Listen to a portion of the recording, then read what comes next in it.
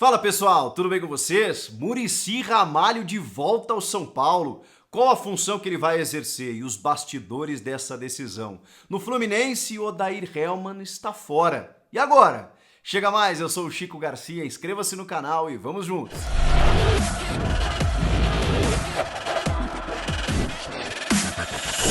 E segunda-feira movimentada, hein? Muricy Ramalho anuncia que deixa o Grupo Globo depois de 4 anos, as suas funções lá de comentarista, especialmente do Sport TV e também de transmissões esportivas, né, em jogos de seleção brasileira, do programa Bem Amigos. Ele se desligou da Globo para comandar um novo desafio no São Paulo Futebol Clube.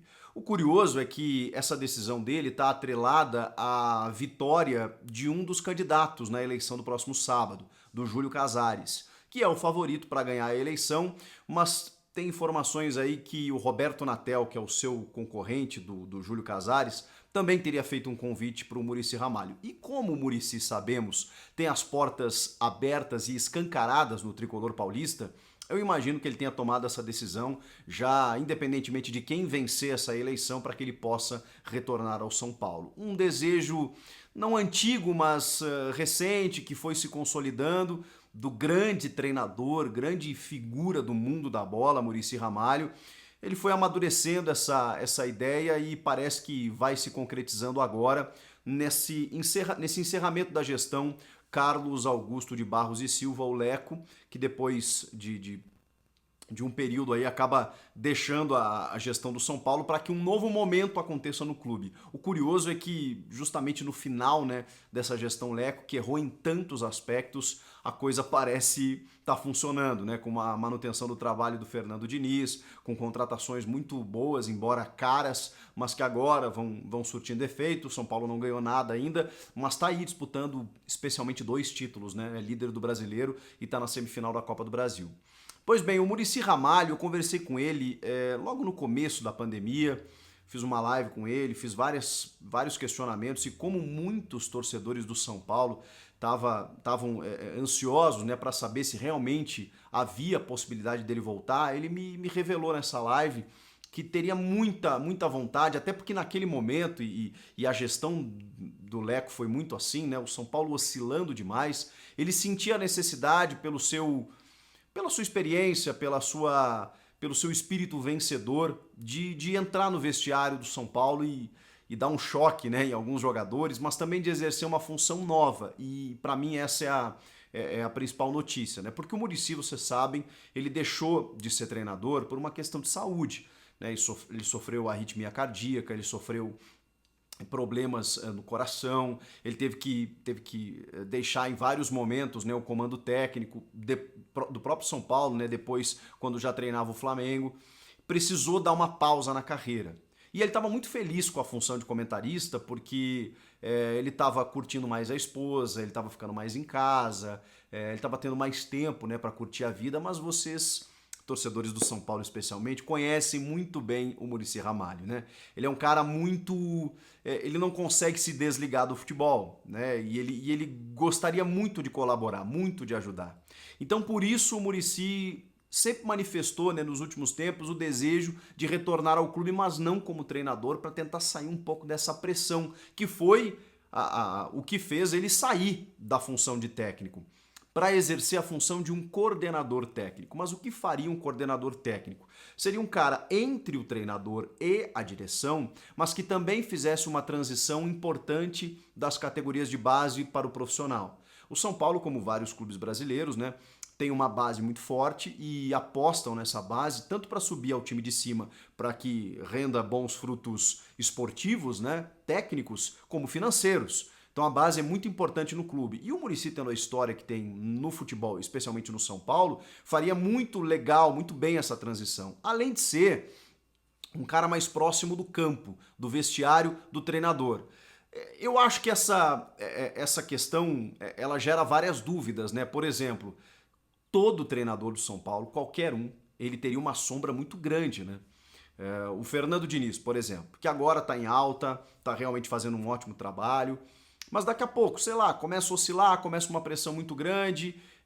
Obviamente, né, olhando pro Muricy como coordenador técnico, a torcida ia muito pedir para o Muricy assumir, mesmo que fosse num período assim entre um técnico e outro, mas até onde eu sei, isso não é vontade do Muricy. Ele não seria um cara para assumir caso o atual treinador saísse, ou para ali na frente assumir como técnico. Não, no momento ele quer exercer um outro tipo de função, é um gerenciamento de vestiário, um gerenciamento da comissão técnica. Ele seria o chefe do Fernando Diniz, ele debateria com o Diniz questões táticas e tudo mais, ele seria o consultado pela diretoria se o trabalho deveria seguir, deveria continuar. Ele, na ausência do Diniz, tô usando o exemplo atual, seria o cara que indicaria um profissional para contratar um técnico que se adaptasse ao modelo que ele entende como ideal. É isso que o Muricy fará a partir do ano que vem. Imagino eu que com o Fernando Diniz, né, que vai ganhando corpo assim na sequência do seu trabalho, mesmo que não ganhe um título ou outro, eu acho que a tendência é continuar e que a gente não sabe o que vai acontecer depois dessa eleição. Mas o Muricy de volta ao São Paulo é uma grande notícia, especialmente para a gente que adora futebol, gosta do Muricy. O Muricy é um cara fantástico, espetacular. É um cara que tem o espírito de vencedor, tem uma experiência larga e vitoriosa e eu acho que vai agregar muito. São Paulo só tem a ganhar com ele. Você gostou dessa notícia? Comenta aqui embaixo, quero te ouvir. No lado do Fluminense, a notícia do dia foi a saída do Odair Hellmann, o Papito, que faz um grande trabalho, hein? Deixa o Flu na 5ª colocação do Campeonato Brasileiro, ou seja, classificado hoje para a Libertadores, tem muito campeonato ainda, né? Mas o Fluminense realmente se recuperou na tabela. Ele tem, nesses 50 jogos que ele comandou o Flu, 56% de aproveitamento. Mas tem algumas partes negativas, óbvio, né? Ele foi eliminado na primeira fase da Copa Sul-Americana para o chileno Unión La Calera. Pela primeira vez o Flu acabou caindo na primeira fase da Copa Sul-Americana, depois de 2 empates, né? 1-1 no Maracanã e 0-0 fora. Esse jogo foi lá em fevereiro, né? Esse confronto. Depois ele cai na Copa do Brasil para o Atlético Goianiense e ali a cabeça dele ficou muito a prêmio, né? Para usar uma linguagem popular. Ali o torcedor não queria mais o Odair Hellmann no comando do time, mas a diretoria segurou. A diretoria resolveu apostar no trabalho. O Odair também foi campeão da Taça Rio, mas naquela retomada, né, assodada do futebol carioca, que foi o primeiro a voltar daquele jeito, acabou perdendo a decisão pro Flamengo. O Flamengo ainda com, né, um resquício ainda de Jorge Jesus, ainda não esse Flamengo mais oscilante do final da temporada. E depois o Fluminense entrou nos trilhos dentro do Campeonato Brasileiro, conseguiu alguns resultados muito importantes, né? Conseguiu desempenho também, uma equipe mais confiante, mais consistente. E o Odair tem nessa curta carreira como técnico a pecha já de ter trabalhos longevos, né? Ele ficou mais de um ano no Inter, trouxe o Inter, né, pegou o Inter voltando para a Série A, o Inter vivia um resgate ali, e ele chega em terceiro no Brasileiro, depois chega na final da Copa do Brasil no ano seguinte, não consegue o título, há um desgaste, muito tempo. O D'Alessandro, que se despediu recentemente do Inter, elogiou muito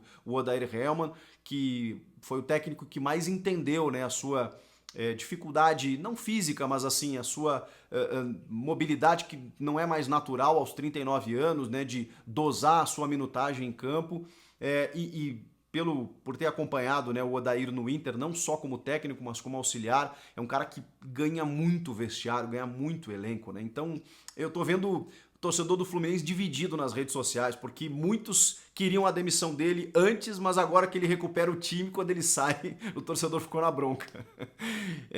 Mas não tem como, né, não tem como ele ter recusado, né, palavras do próprio Odair. É o Al-Wasl, difícil falar o nome desse time, né? Al-Wasl, W-A-S-L, dos Emirados Árabes Unidos. Uma proposta de 10 milhões de reais por um contrato de 1 ano e meio. Ele vai ganhar 600 e poucos mil reais por mês, ganhava 250 no Fluminense, ou seja, mais do que 2 vezes, mais do que o dobro do que ele ganhava no Flu. A gente sabe como isso funciona, o contrato dele terminaria no final desse ano.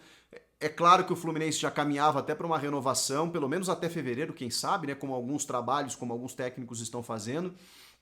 mas ele com uma proposta muito superior financeiramente e sabendo, né, conhecendo o futebol brasileiro, que hoje ele está bem na quinta colocação, que se daqui a pouco ele cai para oitavo, nono aí, a situação dele já ia complicar, ele decidiu apostar nesse projeto aí financeiro. Não tem como julgar, né? Essa é uma decisão muito pessoal. Mas o fato é que agora o Fluminense perde o Odair Hellmann, dá para dizer que um dos responsáveis, se não o principal, por essa campanha muito boa, regular e interessante pelo elenco do Fluminense no Campeonato Brasileiro, e quem assume é o Marcão, que todo mundo conhece, né? Um ídolo do clube, já assumiu em vários momentos o Fluminense, técnico do Sub-23 e que pega o Flu nessa reta final de temporada, pelo menos até fevereiro. E depois a gente vai ver, né, quem que o Fluminense vai trazer, se Thiago Nunes, se vai apostar no próprio Marcão ou em algum outro treinador. Vamos ter que aguardar. Roger Machado, quem sabe, que está no mercado e quer pegar só na próxima temporada.